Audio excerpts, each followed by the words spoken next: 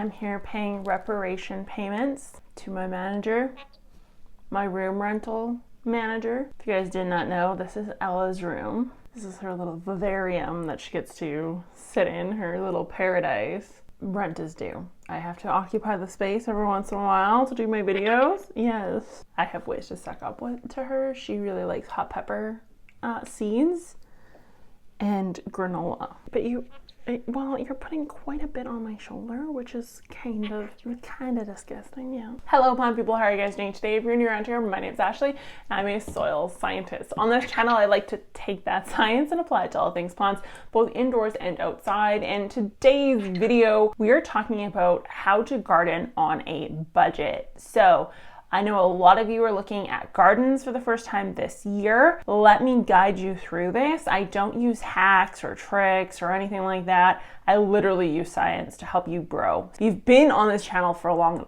enough, you already know this, but I'm gonna give you some ways to start an entire garden for less than $50. Literally less than $50. So let's just jump straight into it. So with inflation and everything else, the idea of gardening is obviously a viable answer for those of us that want some form of food security for our families. But once we start thinking about it, we start getting intimidated by the cost of everything, the cost of fertilizer, the cost of seeds, the cost of just making a garden. So I'm going to walk you through how I started my initial gardens. I am not by any means rich person at all. And so I started my gardening journey with the bare minimum. And to this day, I actually have very minimal inputs into my garden to produce food. It's only since I started a YouTube channel and you guys have asked questions or you want me to do demos on more advanced products that I actually started adding stuff to my garden. And quite honestly, I still enjoy my OG version of gardening, which is like no inputs, no real anything. And I do find that my yields are a lot higher in my gardens that I don't do anything with. My control garden always seems to be the best garden, hands down. So let's jump through it. I'm gonna go literally through everything from soil, tools, and right up into harvest. The absolute must you should purchase, again, all accumulating to being under $30. So if you're trying to do this on a budget and you don't want to buy inflated prices for potting soil, the first question is soil. Whether that be for starting indoors, container gardeners, maybe you're using old Rubbermaids, whatever the case is, all the way to in-ground. How do we provide the medium in which to grow the plants? And the answer to this is if you are using a potting soil medium, meaning a peat or coconut coir-based medium in the past, or you're thinking, okay, I'm gonna have to buy this many bales, each of which is around 20 bucks, blah, blah, blah, blah, blah, forget it. All you need to use is leaf mold. So you're gonna run around the neighborhood and ask all your neighbors for their leaf bags that they left over the winter that they did not compost or they did nothing with. They tied them up in a garbage bag. Maybe they have, the jack-o'-lantern on the outside, whatever the case is, and you're gonna take that and you're going to run it over with a lawnmower and you're going to shred it into a million pieces, and that is going to be your potting soil. You can mix this leaf mold with a really inexpensive bale of peat moss. So you could do Premier straight peat, mix in some Purelate, but even then you don't really have to. You could literally just do straight peat and leaf mold. Your plants will be fine, I promise you, especially if you're using like a cloth, or if you're particularly worried and you're using a plastic container system, just drill some holes in the side. Your plant will be fine, I promise you. So that is what you're going to use for the actual potting soil. You can use this for your seed starter mix, and it's going to save you a ton of money in the long run. It's not going to break the bank. The other option would be going to a local composting station in your area. A majority of city compost, the compost from them is free. So Saskatchewan has a free compost set up, and you can collect your compost. All you got to do is bring your own bags or truck or whatever the case is, fill up, and then bring that home. You can plant in container gardens outdoors plant into straight compost. Now, I've said in videos prior that compost is my less favorite option, only because it could potentially affect the germination rates of your seeds. But if desperate times call for desperate measures, then of course, give it a shot, see what happens. It's going to affect your germination slightly, but it's not going to just completely eliminate the issue. And you could always ask the compost station how long the finished compost has been allowed to cure. If they say 2 to 3 months or over the winter, whatever the case is, then it's likely just fine. If they say, oh, we just turned this over a week ago, then it may be time to actually question whether or not it's a viable use, and then you may want to switch to a leaf mold product. So the next way to look at just gardening in general is everyone does raised beds, or they'll do no dig, and they'll have the cardboard, and they'll buy yards of compost, or they'll get soil brought in from somewhere.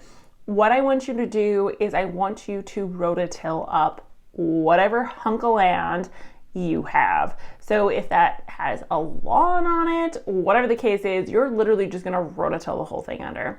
I heavily suggest you get your lines marked out first. It's completely free to do. They'll mark out like your internet or your cable, telephone, energy, that sort of thing. Obviously, so you don't rototill over top of those. But after that's all marked out, you have an area I want you to rototill. And I want you to rototill pretty deep. If you can get like 12, 15 inches deep, you are just going to blast the whole area up. I am a huge advocate, I guess you could say, for tillage being a tool that you can use. It's not forbidden. I promise you, no one's going to come knock on your door and give you heck. I will have people razzing me in the comment section, but for the majority of you, you'll be just fine rototilling. So just rototill that up. If you can, or you can afford it, you can add some organic amendments, but overall your soil, if you use a combination of leaf mold, which you can incorporate into the soil when you rototill, or you use the compost from the city and then the rototiller, all of which you should be able to do for relatively cheap.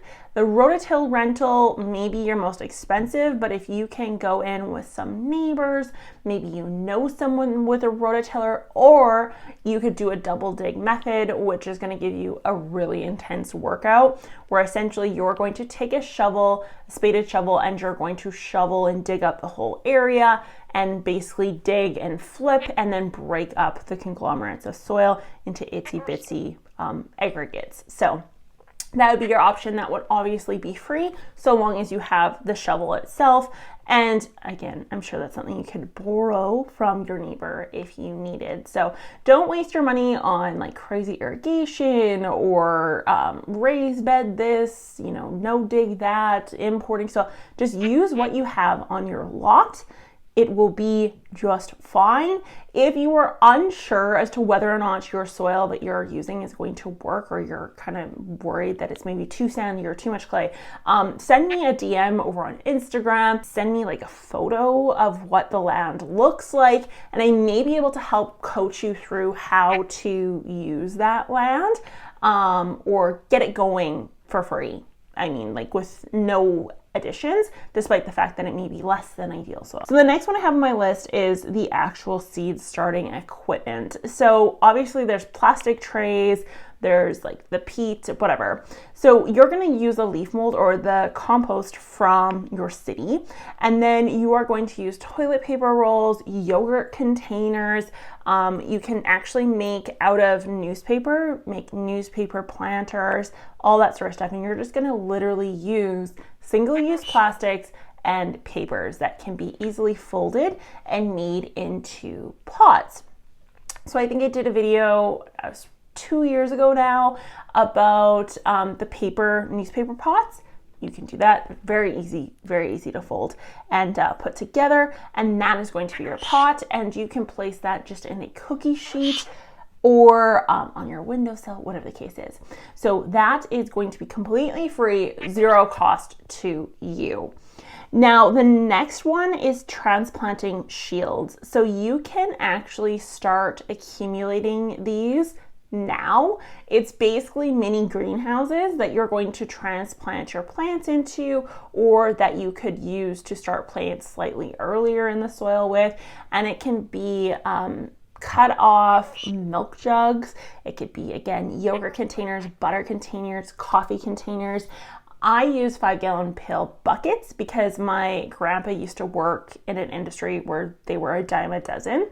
So I have plenty of those, but those are around like $5 now. So I can understand why someone wouldn't want to cut the bottom of a bucket off anymore. It's going to get expensive. So you can use other methods, but you essentially are going to have an open top and an open bottom, and you're going to place it around the plant, and it's going to act as like a mini heat sink, an easier way to water the seedling and to reduce transplant shock from wind and all that sort of stuff. So save your plastics, especially if they're tubular in nature, because you're actually going to use these in the spring. And I have several videos on transplant shock and reducing transplant shock, and I actually am using those containers all the time. So the next one is mulch. Mulch is expensive. You can get wood chip mulch, it's expensive. You can get straw bales, it's expensive. And not to mention, straw and hay may or may not have pesticides in it, depending on how the farmer dealt with the product itself. So for mulching, I'm suggesting using grass clippings, newspapers, flyers, and cardboard. Now I'm going to be doing a video on cardboard because that was a subscriber asked questions and some of the concerns that come with using cardboard as a mulch. But regardless, I use grass clippings for mine, it's going to help preserve water, and it's going to also increase microbial activity while suppressing weeds. So that is going to be your mulch. It's going to be completely free. If you need more mulch because you rototilled up your lawn, I'm sure your neighbors will be more than willing to allow you to cut their lawn for them. So when it comes to composting, there's a lot of fancy bins out there, like tumblers, all that sort of stuff. And all you're gonna do if you wanna start a compost pile is literally pile it up in an area, and then you can rotate it with your shovel or a fork, whatever you have on hand. But don't invest in any sort of crazy bins. You can literally put compost in a pile. That is like the initial version of composting before we had these crazy tumbler bins and all that sort of stuff. It was a pile. So just pile the compost up. Don't use anything fancy, and everything will be just fine. For fertilizer, don't worry about it. I know that sounds super weird coming from a soil scientist, but I personally, for many years, didn't use any sort of fertilizer. I still, as a gardener, use fertilizers when I have like a company that gave them to me, and they want me to test them out. I'll do some like PR with them, that sort of thing. But for the most part, before that, I didn't really use fertilizer at all. I maybe bought like one jug of it, and I didn't even use all of it, because the reality is if you have outputs from the soil, so you're harvesting, but then your inputs, you're just literally putting the same biomass back on top of the soil. It's a closed cycle. Like it's staying in the system. So I don't use fertilizers, and you shouldn't either, especially if this is your first year and you're literally rototilling your lawn up. You definitely do not need fertilizer. Trust me, it's going to be just fine. So fertilizers, just don't worry about it. Just do not bother with them. That goes for organic or otherwise. I can promise you your yields will be just as impressive as the person using Miracle-Gro, and that's just kind of bottom line. So seeds, this is going to be where it's going to cost you money. So you're going to be having to, but I urge you to stay under the $30 mark. Stay away from fancy seeds or crazy looking seeds. Go with the basics. Go with root vegetables, peas and beans, cucumbers. You can do corn so long as it's under 100-day corn or under 60-day corn. You don't want something that says days to harvest 90 plus. You want to stay under that. When it comes to things like tomatoes and peppers, if you don't have grow lights, then you can start your tomatoes, but just start them a lot later in the season. So I would urge you to start your tomatoes April-ish instead of March. Now, it's going to be scary because you're going to have smaller plants, but you're not going to have that legginess. And so the legginess is what's going to set you back when it comes to tomatoes. And you are likely going to be able to limp it through with, milk jug greenhouse setups outdoors if we start in April and then we transplant outdoors like mid-ish April, beginning of May. So that is something to keep in mind there. When it comes to zucchini, I have on here radish, that sort of thing. Go with whatever you're choosing to grow. So if it's peas and beans, for example, go with the harvest with the least number of growing degree days. So if it says days to harvest 60 and days to harvest 45, you're going to choose the 45 option. The reason for this is because the plant will grow and you will be able to harvest from that plant that you are directly sowing outdoors within 45 days.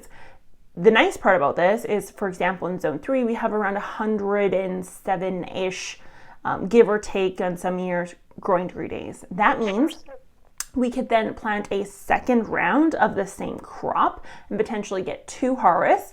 Also combined with the fact that something that produces in 45 days isn't necessarily dead after 45 days, meaning it will continually reproduce so long as we are continually harvesting and cutting the plant back to make sure that we're not stimulating the end of any cycles. We can get more harvest off of that exact same crop over and over again over time. So go with the lesser number of days needed. Same thing goes with cucumbers, zucchinis, all that sort of stuff. Some of these can get really exotic especially corn, can get exotic in the number of days it needs. Just go for the least number of days. You don't need to add anything crazy. Skip the inoculants, skip all the fancy stuff, stick with just the seeds.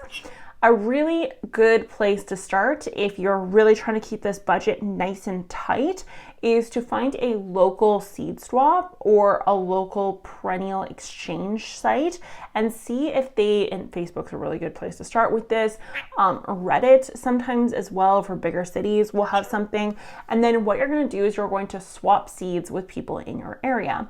So they may put out a call, someone may put out a call for peas, and you have extra peas because you don't need all of them, and they're willing to give you some tomato seeds, for example. So use the seed swaps to your advantage. In very few circumstances should you be planting literally all of your plants or all your seeds in your packages. I never plant all the seeds in my packages. I do take some and I leave some. So that is a great way to help encourage that, as well as keep your eyes open on Kijiji. When springtime does roll around, gardeners such as myself generally will overplant things like tomatoes and peppers and that sort of stuff, and so they'll be sold for very, very inexpensive prices over on Kijiji by a local grower, especially when compared to like a big box store or something of that nature. The next thing is to watch for Toonie Tuesdays for your greenhouses. So here in Saskatoon, we have Floral Acres, which is where it's on Valley Road, so it's out towards Pike Lake. They have like Toonie Tuesdays all the time. So they'll have Toonie Tuesday tomatoes plants. So you can literally get tomato plants for $2. I mean, you really only have to get like 5 of them. So $10 worth of tomato plants, and you will have quite a bit of tomato in many cases. So that is another place to start. And then when it comes to trimmers and weeding tools, forget all of them. You do not need them. I, to this day, do not have a weeding tool or a trimmer. I literally use my fingers to top or to pluck or deadhead. I use my fingers. To weed, I just use my bare hands. I mean, it's the basics. You don't need the fancy tools. So just skip them entirely. The next one is stakes, trellises, poles, that sort of stuff. So stakes, trellises, baskets all get expensive. I mean, there was one year where there was like a tomato trellis shortage or something, and I remember seeing them for like $9 a trellis. It was just ridiculous. So what we can do here is we can use obviously sticks, but we can use willow weaving, which is, if you did Girl Guides, it's really common in Girl Guides. It's basically weaving willow or just tree branch in general to make kind of like a fence, I guess you could say. So we can use things like that. And then we can also take notes from the Three Sisters method, which is the First Nations method of growing, where we can plant like a corn or a sunflower at the back or the base. And then we can plant climbing beans and peas around the bottoms of that. And then our peas and beans will run up the sunflower or the corn, whatever the case is. So keep that in mind as well. Always remember to thin, space, you name it.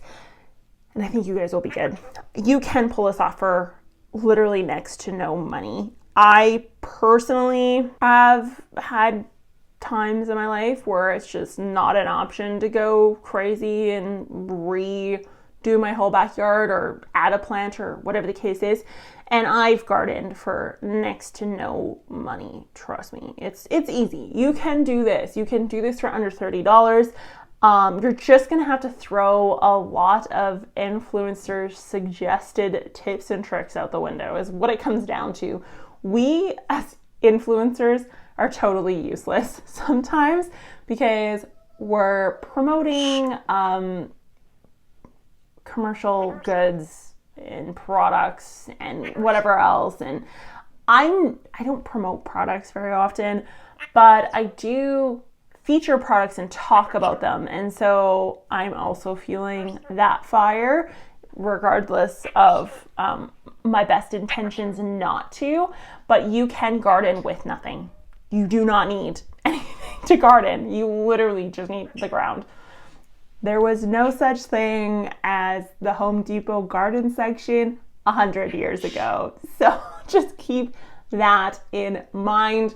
We can get through inflation and achieve food security in our own backyards. Just let me help you along the way. If you guys have any other tips and tricks for food security and that sort of fun stuff, please let me know in the comments down below. Let everyone else know in the comments down below. People will find it incredibly helpful.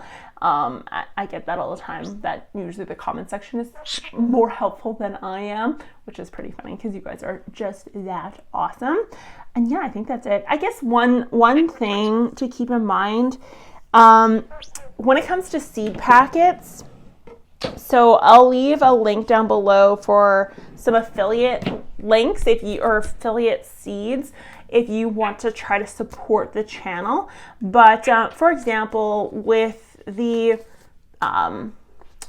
West Coast seeds, it'll say approximately 30 seeds, for example, and it's not a lot, or it may not be exact. And I can't remember, I don't think I did a video about this. I think I was a live stream with Ontario's Teachers Union when I was talking about this, or it was like a Lee Valley Live that I mentioned this. But the number of seeds being approximate technically is a good thing. If you get a seed pack that says approximately 30 seeds and you end up with 35 seeds, you're technically not getting a deal. You're technically getting ripped off, because that means the starch content in the seed is lower, meaning you got more seeds because the seeds weigh less, and therefore the seeds may or may not have the energy needed to germinate or to supply a healthy seedling. So if anything, when you get your seed packages, if it has 20 seeds rather than 30 seeds, that means by weight you've got 20 better quality seeds than the packages with 40 seeds when it's supposed to be approximately 30, if that makes sense. So West Coast has that on it. Zappa Seeds doesn't, but they give you a ton of seeds, literally a ton. So if you're thinking of doing like seed swap type stuff, Zappa may be the way to go. You can buy the West Coast seeds in different types of gram quantities. So they have like your standard small packs, and then they have medium and large and bulk. So they have several different sizes depending on like what your goals are, what your aims are, that sort of stuff. So, and then I guess another tip and trick, just because the world's gotten a little crazy, you could mark out plants in one plant in every type of species that you're growing for one that you do not harvest because you're going to seed save from. Something to keep in mind. That may help you with a seed swap the next year, or may help you in case the world ends, because who the frick knows right now. Anyways, I want to thank you guys so much for watching. If you enjoyed the video, be sure to give it a thumbs up. Miss Ella was very talkative, also very helpful this entire video. You're very helpful. I'm sure people loved hearing you scream at them. I will talk to you guys next time. Bye.